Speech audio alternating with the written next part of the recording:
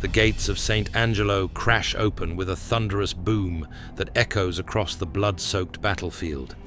600 knights in shining armor thunder out on horseback, their ancient battle cry of Deus Vult rising above the clash of steel and screams of dying men. Behind them, 8,000 fresh soldiers charge from the beaches, their weapons glinting in the Mediterranean sun. In front of them, 20,000 Ottoman warriors, who had been moments away from final victory, suddenly realize they're trapped between hammer and anvil. This is the moment 40,000 invaders learned what 800 defenders could do when they refused to surrender against impossible odds. But how did it come to this? 4 months earlier, the Mediterranean burned under a merciless sun as the world's most powerful navy appeared on the distant horizon like a dark omen. 200 ships carrying 40,000 of history's most feared warriors had come to erase a tiny island from the map forever. Standing in their way, 800 aging knights, a handful of local militia, and 3 small fortresses built on barren rock in the middle of nowhere. The most powerful man on earth had a problem that had been festering for decades. Suleiman the Magnificent ruled an empire that stretched from the gates of Vienna to the burning deserts of Yemen, controlling more territory and wealth than any ruler since the ancient Romans. He had conquered more lands than Alexander the Great, broken the armies of Europe's greatest powers, and turned the Mediterranean into an Ottoman lake where his word was absolute law. But against all this imperial might stood 800 men with seemingly no chance of survival. The Knights of St. John had turned the island of Malta into a pirate's nest that preyed on Ottoman shipping with surgical precision and devastating effect. Their fast galleys would emerge from Malta's harbors like wolves hunting sheep, striking Ottoman convoys when they were most vulnerable and vanishing back to their rocky fortress before any response could be mounted.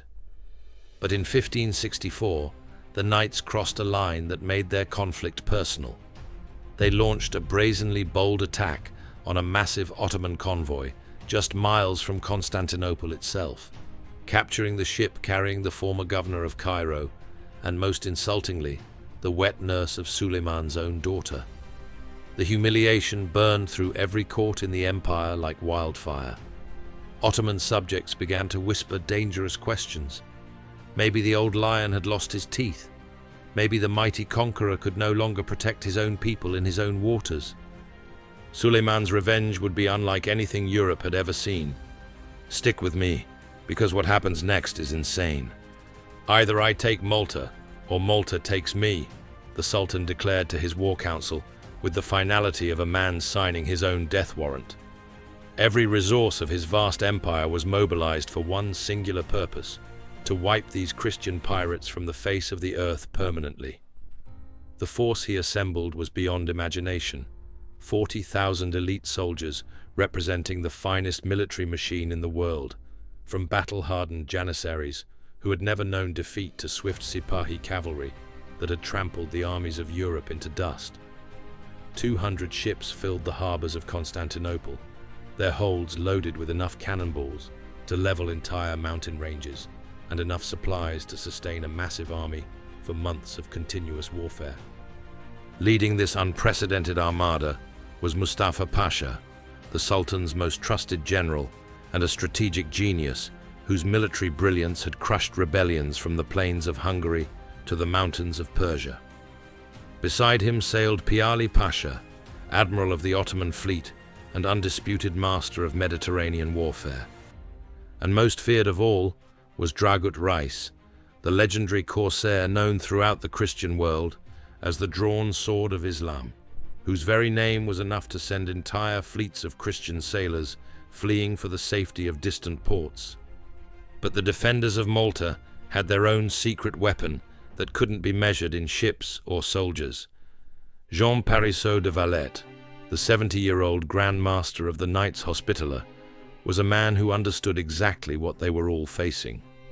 Valette had survived the catastrophic fall of Rhodes 43 years earlier, when Suleiman had expelled the knights from their previous island stronghold after a brutal 6-month siege. More than that, he had endured a full year as an Ottoman galley slave, chained to an oar and learning firsthand the strength, discipline, and absolute determination of the enemies now sailing toward his shores.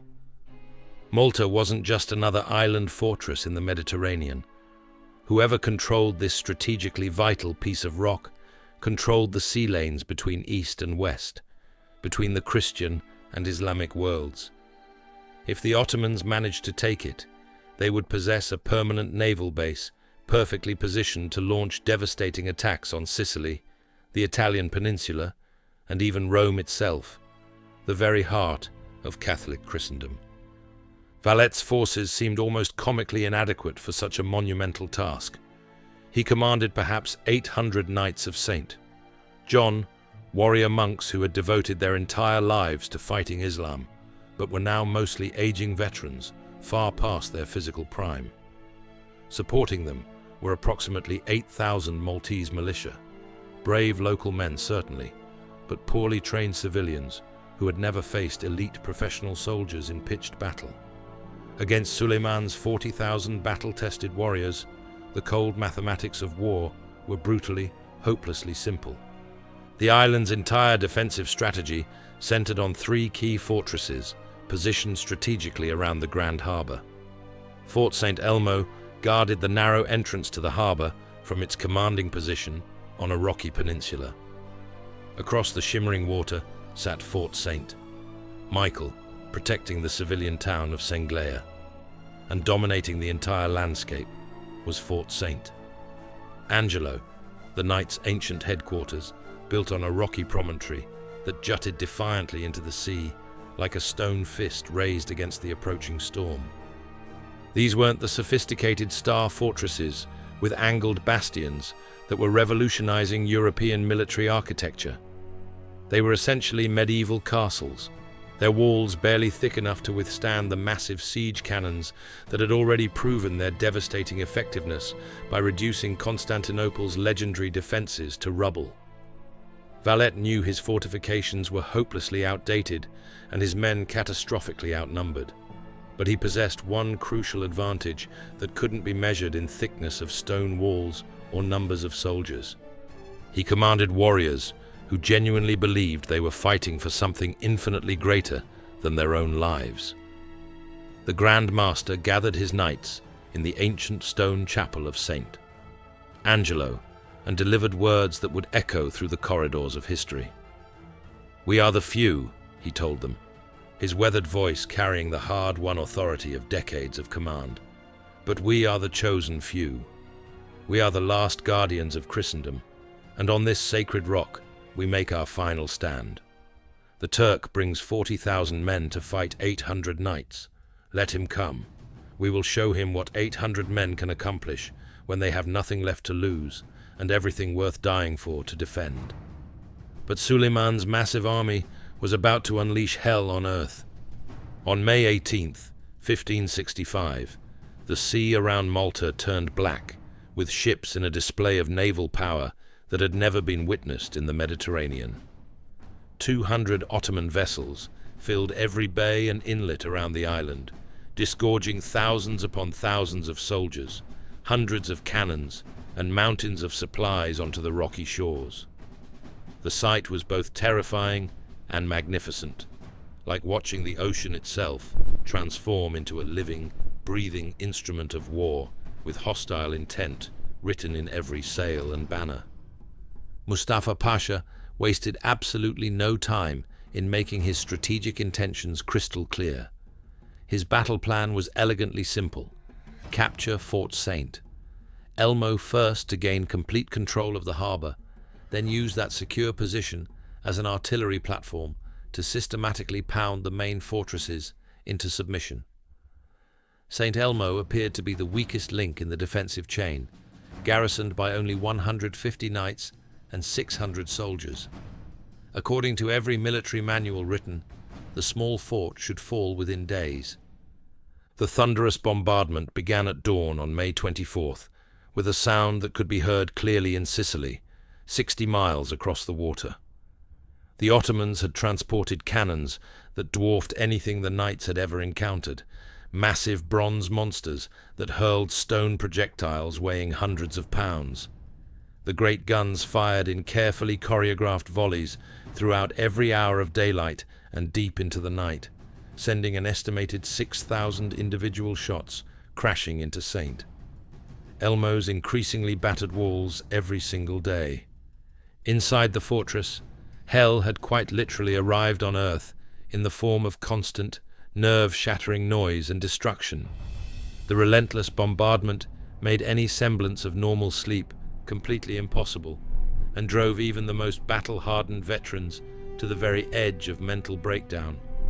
The fortifications, constructed centuries earlier to withstand medieval siege engines, began to crumble like children's sandcastles under the devastating impact of modern artillery. But as the days stretched into weeks, something truly extraordinary began to happen that defied every law of military science. The knights absolutely refused to break under pressure that should have shattered any reasonable resistance. Led by inspirational commanders like the Spanish knight Luis de Brolia and the French Chevalier de Medran, they held every breach torn in their walls, repelled every desperate assault launched against their positions, and answered every Ottoman attack with such savage, uncompromising ferocity that what should have been a routine conquest transformed into an urban warfare nightmare that dragged on week after bloody week. The nature of the fighting was unlike anything recorded in the long, violent history of military warfare.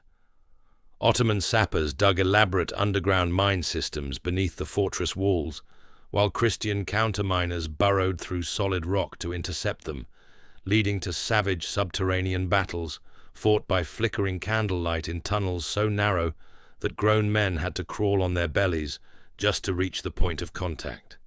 When the Turkish engineers finally managed to blast massive holes in the fortress walls and pour their elite assault troops through the breaches in human waves, they invariably found Knights of St. John waiting for them with ancient swords and medieval war hammers, transforming every corridor, every chamber, every stairway into a scene that could have been lifted from some hellish vision of crusading warfare. The crushing heat of the Mediterranean summer made the physical suffering almost beyond human endurance. Temperatures regularly soared above 100 degrees Fahrenheit, and the constant fighting while wearing full suits of heavy armor pushed even the strongest, most conditioned warriors far beyond their normal physical limits. Clean drinking water became literally more precious than gold or silver.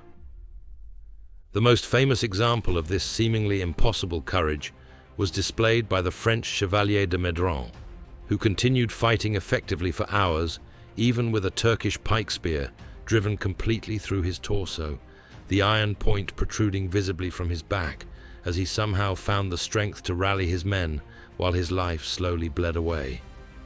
As the brutal month of May slowly gave way to an even more punishing June, Mustafa Pasha began to realize with growing horror that his supposedly quick and easy victory had somehow transformed into a catastrophic strategic delay. Every single day that Fort St. Elmo continued to hold out meant another precious day for potential Christian reinforcements to arrive, another day for his irreplaceable elite soldiers to die in the scorching heat. But what happened on June 18th would change everything. A single cannonball, fired by increasingly desperate Christian gunners, would alter the entire strategic balance of the siege. The shot struck Dragut Reis, the legendary corsair whose tactical genius had struck paralyzing fear into Christian sailors across the entire Mediterranean. A jagged stone fragment, blasted loose by the impact of Christian artillery fire, caught the great admiral directly in the head with lethal force. The most feared naval commander in Ottoman history died 3 agonizing days later, his loss representing a psychological blow to Turkish morale that rippled through every level of the army like an earthquake. Dragut wasn't just another military commander, he was a living symbol of Ottoman naval supremacy. Even the devastating loss of their greatest naval hero couldn't halt the inevitable mathematical conclusion. After an incredible 31 days of continuous savage fighting, The walls of St. Elmo were nothing more than piles of broken stone, and fewer than 100 defenders remained alive. On June 23rd, the Ottomans launched what everyone knew would be their final assault.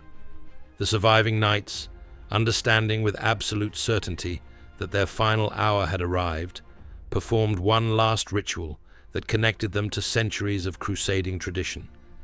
They donned their finest suits of armor, polished to mirror brightness despite the circumstances, and prepared to die exactly as their predecessors had died for centuries before them. The last stand of St.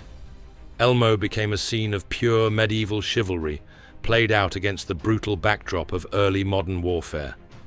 Knights who could barely stand upright somehow found the strength to fight sword to sword with elite janissaries among the rubble of their completely shattered fortress. When the victorious Ottoman battle standard was finally raised above the smoking ruins, every single Christian defender lay dead among the blood-stained stones. Not one man had surrendered, not one had fled, not one had asked for quarter. But their heroic sacrifice had cost Suleiman's supposedly invincible army far more than anyone could have imagined possible. An estimated 8,000 Ottoman soldiers, including many irreplaceable veterans, had died to capture a single small fort that had been defended by fewer than 1,500 men. In his mounting rage and frustration, Mustafa Pasha made a decision that would haunt every remaining day of the campaign. He ordered the bodies of the heroic dead knights to be decapitated, nailed to wooden crosses in a deliberate mockery of Christian crucifixion, and then set adrift across Grand Harbour toward Fort St. Angelo, so that the surviving defenders could witness the fate that awaited all who dared to defy the Sultan's absolute will. Grand Master Valet's response was as swift as it was equally brutal. He immediately ordered every Ottoman prisoner in Christian hands to be executed without exception, and then had their severed heads loaded into cannons and fired directly into the heart of the Turkish camp. The thunderous message was unmistakably clear. This had evolved into something far more primal, a desperate fight for the very survival of two entire civilizations. Share this with anyone who needs to hear about heroes who refuse to give up when facing impossible odds. With St. Elmo finally captured at such devastating cost, Mustafa Pasha turned his full attention toward the main strategic prize, the larger, more heavily defended fortresses of St. Michael and St. Angelo. But the prolonged delay had already cost him far more than he could afford to lose. What had been planned as a quick, decisive summer campaign was now stretching ominously into August, with treacherous autumn storms rapidly approaching. Even worse, he had already lost nearly a quarter of his elite army, capturing a single fortress that should have fallen in less than a week. The Ottomans methodically brought their massive siege cannons to bear against the main fortress walls, but these defenses were significantly thicker than St.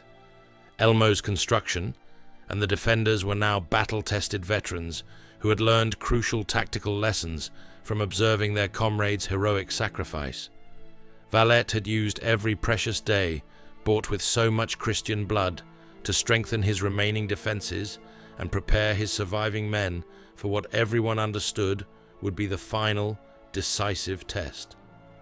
The Grand Master's personal presence throughout both fortresses was absolutely magnetic in its effect on morale. When dangerous Ottoman mining operations threatened to collapse an entire section of St. Michael's walls, Valet personally led the hazardous counter-mining efforts, crawling through narrow tunnels with sword and loaded pistol in hand. When severe hunger began to weaken his garrison, he ordered his own private food stores to be distributed equally among the common soldiers. When water supplies ran dangerously low, he was regularly seen drinking from the same brackish wells as the lowest-ranking militiamen. The month of August brought the most brutal, savage, and desperate fighting of the entire siege. When a massive breach was finally blown in the walls of St. Michael by concentrated Ottoman artillery fire, a Spanish knight named Juan de Guaras achieved immortal fame by single-handedly holding that crucial gap for 2 solid hours of continuous combat, his sword cutting down wave after wave of attacking Ottomans until the bodies literally piled so high that enemy soldiers were forced to climb over mountains of their own dead comrades just to reach him. The Mediterranean heat reached truly unbearable levels. Temperatures regularly soared above 110 degrees Fahrenheit, and men were somehow expected to fight in complete suits of heavy armor under the pitiless sun. Knights and soldiers alike collapsed with increasing frequency from heat exhaustion, only to be dragged to whatever meager shade could be found, given a few precious sips of water, and then immediately return to their positions to continue the defense. Meanwhile, the Ottoman camp was suffering even more severely from the impossible conditions. Epidemic disease had broken out among the overcrowded ranks. Critical supply lines stretching back to Constantinople were becoming increasingly unreliable. Most dangerous of all, the common soldiers were visibly beginning to lose faith in their commanders and openly question whether this cursed campaign could possibly succeed. Mustafa Pasha understood that he absolutely had to end this siege quickly, or risk losing not just the campaign, but potentially his own life when he returned to face the Sultan's wrath. On August 23rd, he made the ultimate military gamble by ordering a massive, coordinated assault on both remaining fortresses simultaneously, committing virtually every soldier under his command to one final throw of the dice. At dawn, the combined might of what remained of the once mighty Ottoman army crashed against the walls of St. Michael and St. Angelo like a human tidal wave of unprecedented fury. An estimated 20,000 soldiers charged through the breaches and gaps in the fortifications, their battle cries echoing across the harbor. This was the moment that would decide not just the fate of tiny Malta, but potentially the entire future balance of power between the Christian and Islamic worlds in the Mediterranean. The fighting that erupted was beyond any possible human description. In the narrow, twisting streets of Senglea, Knights of St. John and Maltese militia fought shoulder to shoulder against seemingly endless waves of elite janissaries in combat so intense that witnesses compared it to scenes from Dante's vision of hell. Every single building became a fortress in miniature, every room a separate battlefield, every doorway and window a potential death trap. The ancient cobblestones literally ran red with blood from both armies as the battle raged house by house, room by room. At the most critical moment, when it seemed mathematically certain that the defenders must finally break under the overwhelming pressure, salvation appeared on the distant horizon like a vision straight from heaven itself. A small fleet of ships flying the distinctive banner of Sicily emerged from the morning coastal haze like a divine intervention. Don Garcia de Toledo, the Spanish viceroy, had finally arrived with approximately 8,000 fresh troops after months of political delays. The relief force was significantly smaller than anyone had dared to hope for, but their timing was absolutely perfect, arriving precisely as the defense reached its ultimate breaking point. But instead of adopting the conventional military wisdom of waiting for the relief force to slowly make their way inland, Valette made the single boldest tactical decision of his entire distinguished military career. He ordered his surviving knights to sally forth from the relative safety of the fortress walls in one final desperate cavalry charge that would either win the day completely or see every last one of them die in glorious combat, worthy of their ancient crusading traditions. The massive iron-reinforced gates of St. Angelo crashed open with a thunderous boom that could be heard across the entire battlefield, and the last knights of St. John thundered out on their war horses like avenging angels, their voices raised in the ancient battle cry of Deus Vult that had echoed across countless battlefields during the golden age of the Crusades. The psychological and tactical impact on the Ottoman forces was absolutely devastating and immediate. The soldiers, already physically and mentally exhausted from months of siege warfare, demoralized by staggering casualties and weakened by disease, suddenly found themselves caught between the hammer of the relief force advancing from the beaches behind them and the anvil of the knight's charge driving deep into their front ranks. Panic spread through the Ottoman ranks like wildfire, and the legendary discipline that had made their army the terror of Europe finally cracked and shattered under intolerable pressure. Mustafa Pasha rode desperately back and forth across the chaotic battlefield, shouting orders and trying frantically to rally his disintegrating forces. But the psychological momentum had shifted irreversibly. The sight of the legendary Knights of St. John charging from their ancient fortress, combined with the arrival of fresh Christian reinforcements, completely shattered what remained of Ottoman morale and transformed what should have been their moment of ultimate triumph into a complete and utter disaster. By September 8th, the Great Siege of Malta was finally, definitively over after 4 months of the most intense warfare the Mediterranean world had ever witnessed. The once proud Ottoman fleet limped away from the island in complete defeat, leaving behind thousands upon thousands of dead soldiers and the completely shattered dreams of Western conquest that had driven Ottoman expansion for generations. From the 40,000 confident warriors who had arrived with such ceremony in the spring, fewer than half would ever again see the familiar domes and minarets of Constantinople. Europe's last line of defense had held against impossible mathematical odds. The news of Malta's miraculous salvation spread across Christian Europe like wildfire, igniting celebrations that lasted for weeks. Church bells rang in joyous celebration from London to Vienna, and Pope Pius IV declared the victory a genuine divine miracle. Suleiman himself reportedly said with bitter resignation, "It is only in the loss of Malta that my old age has made itself known." The victory marked the beginning of the end for Ottoman expansion into Christian Europe. Valette used his newfound fame to build Valletta, the magnificent fortress city that stands today as an eternal monument to the courage of those who refuse to surrender when facing impossible odds. Sometimes the greatest victories in history come from the smallest forces with the biggest hearts. If this story inspired you to believe that anything is possible when people refuse to give up, hit that subscribe button and ring the notification bell. Drop a comment telling us which incredible historical battle you want us to cover next. And don't forget to share this video with someone who could use a reminder that ordinary people can achieve extraordinary things when they stand together against impossible odds. Until next time, keep believing in the impossible.